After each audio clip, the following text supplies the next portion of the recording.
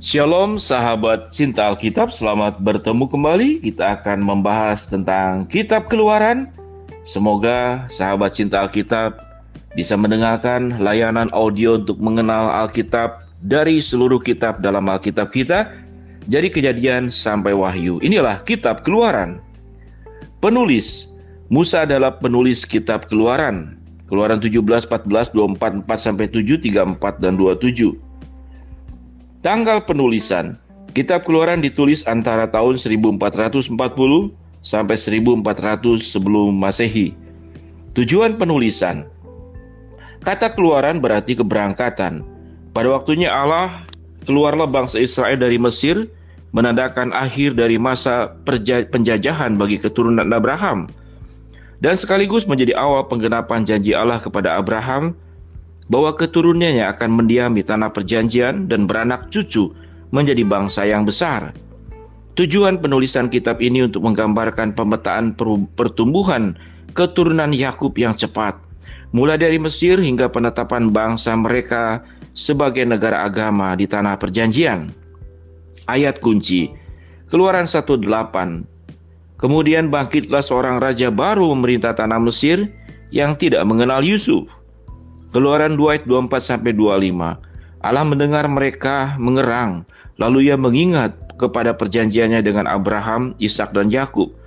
Maka Allah melihat orang Israel itu dan Allah memperhatikan mereka. Keluaran 12 ayat 27. Itulah korban Paskah bagi Tuhan yang melewati rumah-rumah orang Israel di Mesir ketika ia menulahi orang Mesir, tetapi menyelamatkan rumah-rumah kita.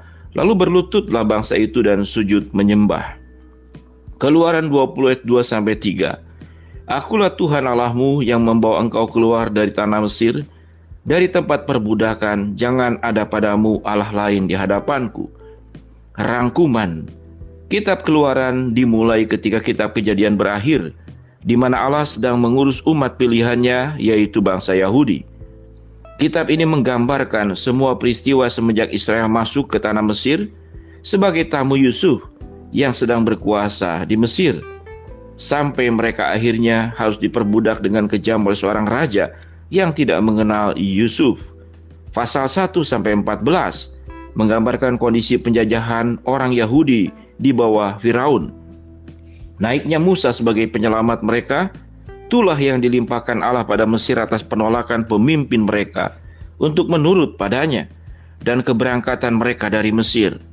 Kedaulatan dan kekuasaan Allah digambarkan melalui turunnya tulah-tulah yang berakhir dengan tulah kematian anak sulung dan penetapan Paskah pertama, penyelamatan Israel, terbelahnya Laut Merah, dan kebinasaan bala tentara Mesir. Bagian tengah kitab Keluaran menggambarkan pengembaraan di padang belantara dan mujizat pemeliharaan yang dilakukan Allah bagi umatnya. Walaupun ia memberi mereka roti surgawi, air manis dari yang pahit, air dari batu-batu, kemenangan atas bangsa yang hendak menghancurkan mereka, hukumnya yang tertulis di atas batu dengan tangannya sendiri, tangan Tuhan, dan keberadaan Tuhan dalam bentuk awan dan awan api yang menaungi mereka. Bangsa Israel terus-menerus menggerutu, membangkang terhadap Tuhan.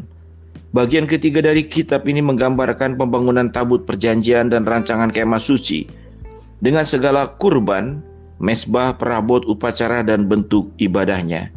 Bayangan, banyak macamnya kurban yang disyaratkan kepada bangsa Israel adalah gambaran dari kurban agung, domba Paskah Allah, Yesus Kristus. Pada malam tulah terakhir di Mesir, seekor domba tanpa cacat disembelih dan darahnya dikenakan atas kusen pintu-pintu umat Allah, melindungi mereka dari malaikat kematian. Ini merupakan bayangan dari kedatangan Yesus, domba Allah tanpa noda ataupun celah, 1 Petrus 1 ayat 9, yang darahnya dikenakan kepada kita untuk menjamin kehidupan kekal. Di antara perwakilan simbolik Kristus dalam kitab Keluaran, ada sebuah cerita tentang air yang mengalir dari batu dari Keluaran 17 ayat yang ke-6. Sama halnya Musa memukul batu itu untuk menyediakan air yang bisa menyambung hidup bagi Israel. Begitu pula Allah memukul batu keselamatan kita, mengizinkan Yesus disalibkan bagi dosa manusia, dan baru batu itu yaitu Yesus datang dalam anugerah air hidup, Yohanes 4 ayat yang 10.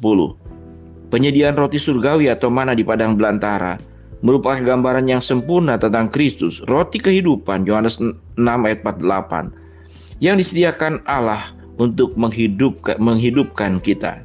Praktek. Hukum Musa diberikan untuk menunjukkan ketidakmampuan manusia menaatinya. Kita tidak mampu menyenangkan Tuhan dengan mematuhi hukum. Jadi Rasul Paulus menghimbau kita untuk percaya kepada Kristus Yesus, supaya kami dibenarkan oleh karena iman dalam Kristus dan bukan karena melakukan hukum Taurat. Sebab jika tidak ada seorang pun yang dibenarkan karena melakukan hukum Taurat, Galatia 2 ayat yang ke-16, pemeliharaan Allah bagi bangsa Israel mulai dari dilepasnya mereka dari perbudakan sampai adanya roti mana dan burung puyuh di padang belantara merupakan pertanda yang jelas mengenai pemeliharaannya. Allah telah berjanji untuk mencukupi semua kebutuhan kita. Allah memanggil kamu kepada persekutuan dengan anaknya Yesus Kristus Tuhan kita adalah setia. 1 Korintus 1 ayat 9. Kita harus percaya kepada Allah karena Ia mampu menyelamatkan kita dari segala bahaya. Akan tetapi Allah tidak membiarkan dosa tidak terhukum selamanya. Karena itu, kita dapat percaya dari pembalasan dan keadilannya. Ketika Allah melepaskan kita dari situasi yang buruk, kita tidak seharusnya kembali kepada keburukan itu. Ketika Allah menuntut sesuatu dari kita, Ia mengharapkan ketaatan kita, walau Ia juga menyediakan rahmat dan belas kasihannya, karena Ia mengetahui bahwa dengan upaya kita sendiri, kita tidak akan mampu taat sepenuhnya. Demikian sahabat cinta Alkitab, semoga lewat layanan ini, kita semakin rajin belajar firman, dan juga semakin rajin untuk melakukan firman itu. Shalom sahabat cinta Alkitab, sampai bertemu kembali dalam kitab yang berikut. Amin.